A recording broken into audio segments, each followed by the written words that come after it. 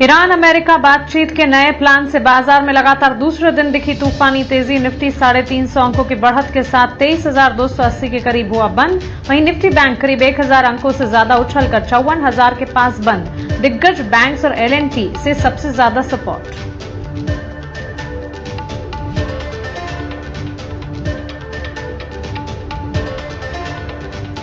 Mid small cap index में लगातार दूसरे दिन जोरदार तेजी। आज करीब 1200 अंकों की तेजी के साथ मिड कैप 100 इंडेक्स दिनों में करीब 3,000 अंक चढ़ा।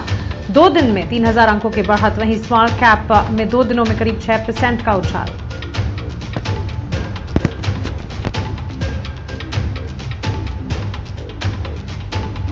सरकारी बैंक्स में भी जोरदार तेजी। एसबीआई, इंडियन बैंक और पीएनबी 2 से 4% चढ़े। कैनरा बैंक, यूनियन बैंक और बैंक ऑफ महाराष्ट्र भी 2 से 4% तक मजबूत।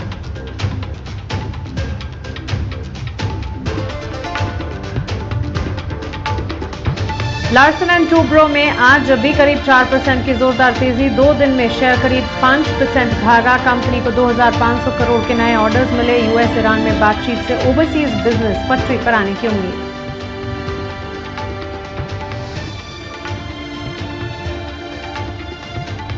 बेहतर ग्लोबल संकेतों से मेटल शेयर लगातार दूसरे दिन तेज। चांदी में तेजी लौटने से हिंदुस्तान जिंक 4% से ज्यादा चढ़ा।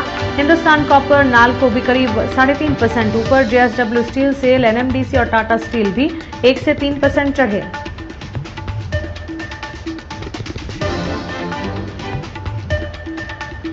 क्रूड में नरमी से ऑटो शेयर्स में लगातार दूसरे दिन तेजी। मारुति, एमएनएम और अशोक लेलैंड करीब 2 से 4% चढ़े। TVS motor, Eicher, Bajaj auto भी 1.5 से 2.5% ऊपर।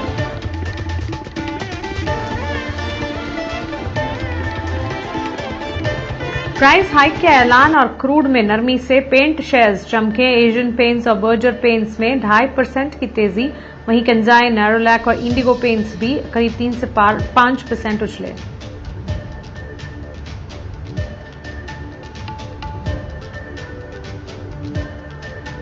ईरान अमेरिका की बातचीत की खबरें और सप्लाई सुधरने से एसी शेयर्स में जोरदार तेजी। वोल्टास, हैवेल्स और ब्लू स्टार में 2 से 5% का उछाल।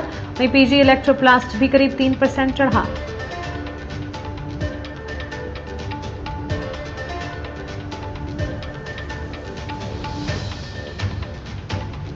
रियल्टी शेयरों में लगातार दूसरे दिन रौनक। ब्रिगेड, अनंतराज और लोधा 1 से 2.5% चढ़े। ओबरॉय, डीएलएफ, शोभा और गोदरेज प्रॉपर्टीज भी करीब 1.5 से 3.5% ऊपर।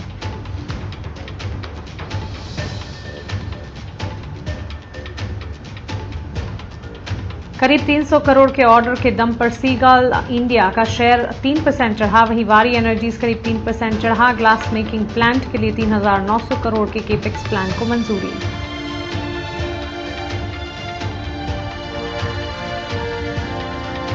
और पश्चिम एशिया में युद्ध से पैदा हुई चुनौतियों पर चर्चा के लिए सरकार ने आज शाम 5 बजे बुलाई सर्वदलीय बैठक। कल अमेरिका के राष्ट्रपति ट्रंप ने पीएम मोदी से की बात। हॉर्मुज को खुला रखने पर हुई चर्चा।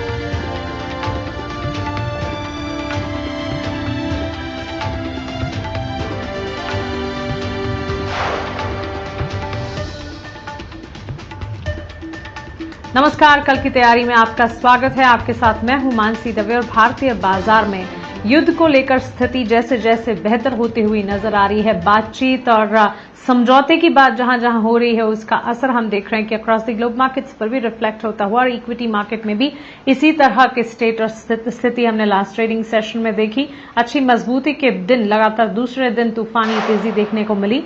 350 अंकों की बढ़त पर हमने देखा कि निफ्टी में 23,280 के लेवल्स पर क्लोजिंग रही। बैंक निफ्टी 1,000 अंकों की मजबूती दिखाकर बड़े उछाल के साथ 54,000 के स्तर दिखा रहा था। ऐसे में आने वाले ट्रेडिंग सेशन के लिए आपकी रणनीति क्या होनी चाहिए, इस पर अब हमें करना है focus. Mid cap small cap में मूव था। पीएसयू बैंक में बढ़त थी। एलएनटी जैसे स्टॉक्स न्यूज बैक्ड इंपैक्ट दिखा रहे थे। लगातार 2 दिन से स्टॉक अच्छा खासा चल रहा है।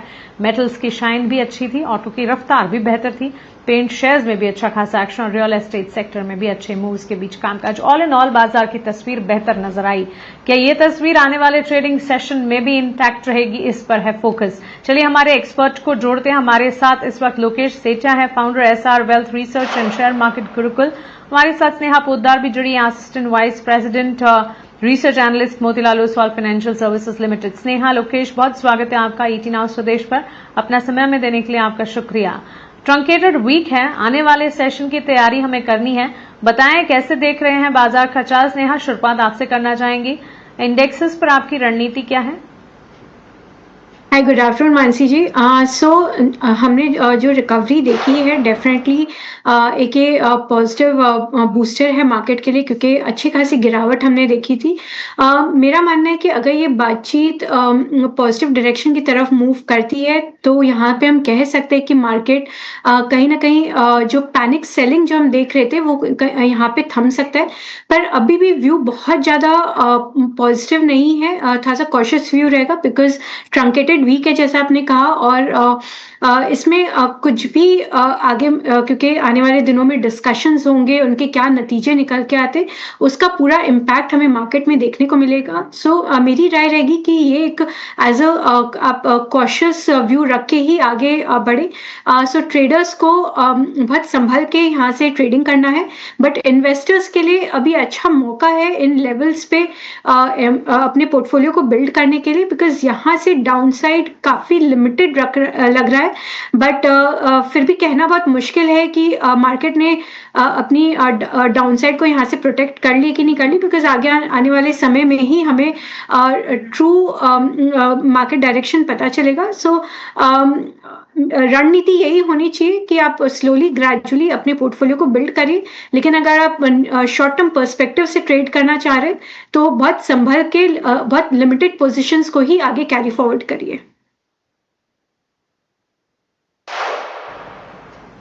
ऑलराइट, निवेशकों के लिए मौके यहां पर बनते हुए दिख रहे हैं। मार्केट वॉलेटाइल थे, लेकिन अब स्थिति बेहतर होती हुई नजर आ रही है। मूविंग अहेड, लोकेश, आप कैसे देख रहे हैं बाजार की चाल को? काफी दिनों के डाउनसाइड मूव के बाद 2 ट्रेडिंग सेशन से बाजार में रौनक दिखी। मानसी जी, गुड आफ्टरनून। ये जो शॉर्ट कवरिंग रैली आपको होते हुए दिख रहा है, ये मुझे लगता है आने वाले कुछ दिन और कंटिन्यू हो सकता है। जिस तरह से शॉर्ट मार्केट में बने हुए थे, बहुत सारे स्क्वीड हो रहे हैं और फंसे हैं, तो वहां पर शॉर्ट कवरिंग रैली आपको देखने को मिला है। बस कंडीशन यही है, वापिस टाइम साहब से कुछ नेगेटिव न्यूज ना आ जाए, तो वो एक थोड़ा सा देखने वाला चीज होगा। तो इसलिए ट्रेडर्स के लिए तो एक बहुत इंपॉर्टेंट चीज है, अगर आप ओवरनाइट पोजीशन कभी भी अभी आने वाले 5-10 दिन में कैरी फॉरवर्ड कर रहे हो तो हेज के साथ ही करें, विदाउट हेज ना करें। और ये सबसे इंपॉर्टेंट टाइम है इन्वेस्टर के लिए पैसा लगाने के लिए। नीचे जाने के लिए 1000-1500 पॉइंट है, मगर आने के लिए आने वाले 2-3 साल में 10,000 पॉइंट है। 33,000-34,000 तक निफ्टी 2 से 3 साल में जा सकता है। और डाउन साइड में हमें दिख रहा है 21,500, 22,000 जो लेवल हमने देखा भी था, इस लेवल तक मार्केट डाउन साइड है। तो 1500-1000 पॉइंट डाउन साइड है, मगर ऊपर 10,000 पॉइंट है। तो एक बहुत अच्छा 1:10 का रिस्क रिवॉर्ड रेशियो बैठ रहा है लॉन्ग टर्म इन्वेस्टर के लिए। तो यहाँ पर अगर अच्छी क्वालिटी के स्टॉक्स ढूंढ के लगाया जाए पैसा, तो आने वाले 2-3 साल में बहुत अच्छा पैसा डबल डिजिट में आपको ग्रोथ में देखने को मिल सकता है स्टॉक पे। तो उस तरह से स्टॉक आइडेंटिफाई करें, तो मुझे लगता है अच्छा पैसा बनेगा।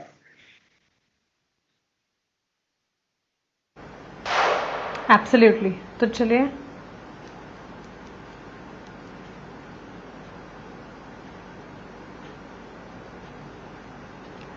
तो चलिए ये राय फिलहाल हमें मिलती हुई। और अब सवाल जो आपका सिलसिला शुरू करते हैं। सवाल जो आपका सिलसिला, पहला सवाल जो है वो आया है रवि तिवारी का, भारत कोकिंग कोल पर ये सवाल। इनफैक्ट स्नेहा, एक टेक आपसे मैं जानना चाहूंगी। भारत कोकिंग कोल, अगर इसे आप ट्रैक करती है, स्टॉक की अगर चाल की बात करें, लास्ट कुछ ट्रेडिंग सेशन से of course across the globe markets में काफी हद तक इम्पैक्ट आते हुए देखने को मिले, और इसी के चलते हर सेक्टर, हर पॉकेट पर एक इम्पैक्ट था जरूर। व्यूअर ने 12,000 के लेवल पर खरीदारी कर रखी और 23 रुपए अपने एंट्री लेवल बता रहे हैं। 31 रुपए और 93 पैसे पर यह स्टॉक क्लोज हुआ है, करीब 1.5 से 2% की तेजी के साथ। क्या राय होगी, क्या आप इसे ट्रैक करती हैं? देखिए, भारत कोकिंग कोल मैं ऐसा ट्रैक नहीं करती हूँ, बट एक ये रीसेंट आईपीओ कंपनी है। और अगर हम देखें तो बेसिकली इन्होंने जो इनकी लिस्टिंग हुई थी काफ़ी स्ट्रॉन्ग लिस्टिंग हुई थी बिकॉज़ ये ओवरऑल जो स्टील सेक्टर की जो डिमांड है उसको मीट करते हैं। वहाँ पे काफ़ी तेज़ी रफ्तार से उस तरफ ये इनका रुख बढ़ रहा है।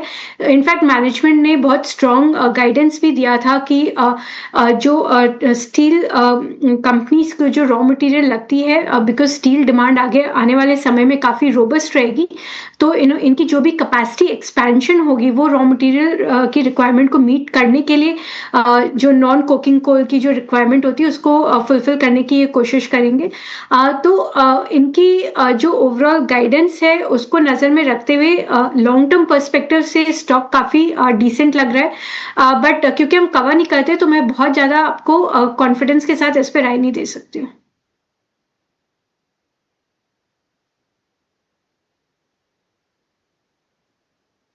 ये राय फिलहाल हमें मिलती हुई, और इस बीच कुछ और स्टॉक्स पर लोकेश आपसे भी राय जानना चाहेंगे। क्रॉम्पटन ग्रीव कंज्यूमर पर आनंद गोवा से लिख रहे हैं, इन्होंने 100 स्टॉक्स खरीदे हैं क्रॉम्पटन ग्रीव कंज्यूमर के, 360 अपने एंट्री लेवल ये बता रहे हैं। करंट लेवल्स को देखते हुए आपसे राय जानना चाहते हैं। लंबी अवधि के निवेशक है, करीब 3 साल का नजरिया, 3 इयर्स होराइजन ये मानकर चल रहे हैं। मानसी जी, इसमें जो स्टॉप लॉस उनको लगाना पड़ेगा वो 230 का लगा ले। स्टॉक में चार्ट एकदम खराब है और ये स्टॉक कंटिन्यूअस लास्ट 2-3 साल से ही अंडर परफॉर्म कर रहा है और मुझे लगता है आने वाले टाइम पे भी अंडर परफॉर्म करेगा। तो जब भी कोई उछाल मिलता है तो इसमें निकलने की कोशिश करें और दूसरा कोई कंज्यूमर सेक्टर के स्टॉक्स में ध्यान लगाएं तो वहां पर ज्यादा मुनाफा बन सकता है। समथिंग लाइक वोल्टास या ब्लू स्टार, वहां पर थोड़ा सा ज्यादा ध्यान दें, ना कि क्रॉम्पटन में। यहाँ पर अंडर परफॉर्मेंस मुझे लगता है आने वाले 6 महीने और भी चलेगा।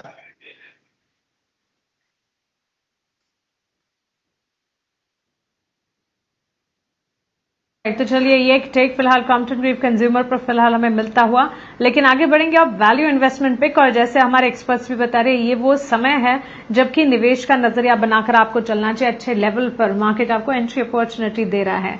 चलिए सीधा रुख करते हैं उसी सेगमेंट की तरफ, वैल्यू इन्वेस्टमेंट पिक।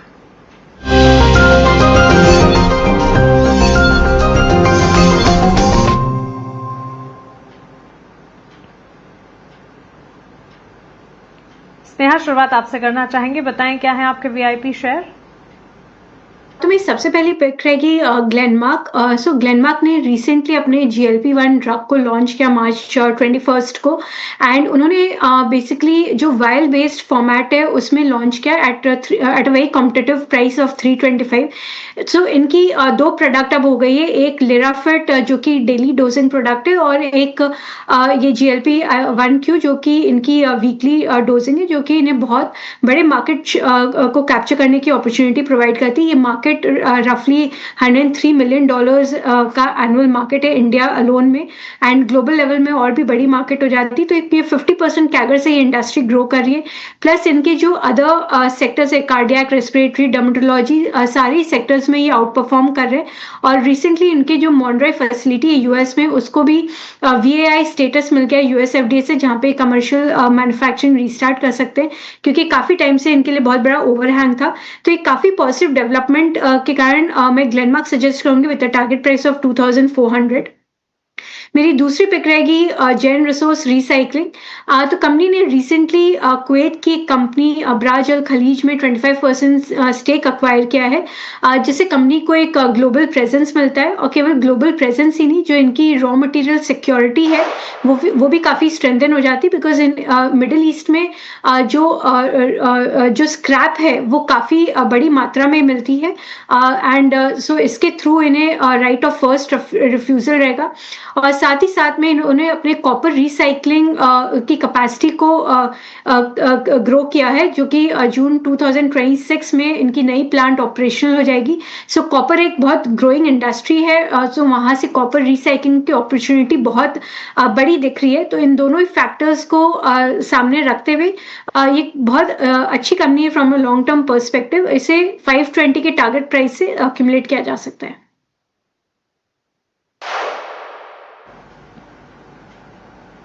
ऑलराइट, तो चलिए स्नेहा की तरफ से वैल्यू इन्वेस्टमेंट पिक्स हैं। लोकेश, आप बताएं आपकी तरफ से वीआईपी कैटेगरी के स्टॉक्स क्या होंगे आज के लिए। जी, इसको बोलने से पहले 2 अपडेट मैं ज़रूर देना चाहूँगा। हमने कल एक बीटीएसटी कॉल दिया था एंजेल वन में, वहाँ पर 5% का मूव हमें आज देखने को मिला है। वो एक मुझे 1 सेकंड दीजिएगा। या एंजल वन हमने 230 में दिया था, 245 का टारगेट दिया था, 244 का आज का हाई हमने देखा है। तो बीटीएसटी कॉल में 5% का मूव यहाँ पर मिला है। और एक हमने फ्राइडे को और कल भी एक प्राइम फोकस की बात की थी 280 के लेवल से, वहां पर 13% का अप मूव हमें देखने को मिल चुका है 2 दिन के अंदर। कल हमने 307 में और फ्राइडे को हमने 280 में स्टॉक को रेकमेंड किया था प्राइम फोकस को, जो आज 318-19 में जाके बंद हुआ है। हमारा टारगेट 330 का था, उसको हम रिवाइज करके अब 340-345 का कर रहे हैं और स्टॉप लॉस को अब बढ़ा के 305 का कर लीजिए और जो नया टारगेट होगा 340 का इसमें हम रिवाइज कर रहे हैं, तो इसको देखा जा सकता है। अब आज के 2 जो टॉप कॉल है हमारे, एक है कुमिंस इंडिया, वो बहुत अच्छा लग रहा है। कैपिटल गुड्स सेक्टर में ये स्टॉक आता है कुमिंस इंडिया। काफी दिनों के बाद यहाँ पर एक अपमूव हमें आते हुए दिख रहा है। 4752 के करीब का भाव चल रहा है। 4900 से 5100 तक का टारगेट हमें इसमें आते हुए दिख सकता है आने वाले 15-20 दिनों में, और इसका जो स्टॉप लॉस होगा 4375 का होगा। और दूसरा, अभी सिल्वर और गोल्ड में बहुत तेजी से ऊपर जा रहा है मार्केट, सिल्वर और गोल्ड। उस वजह से हमने मुथूट फाइनेंस को चूज किया, क्योंकि यहाँ से भी एक शॉर्ट कवरिंग रैली हमें आते हुए दिख रहा है। तो मुथूट फाइनेंस को भी बाय किया जा सकता है 3312 के लेवल पे। 3500 और 3570 के टारगेट के लिए 3200 का स्टॉप लॉस जरूर लगाना चाहिए।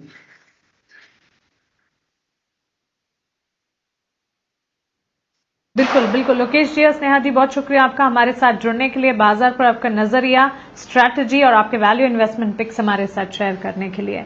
इसी के साथ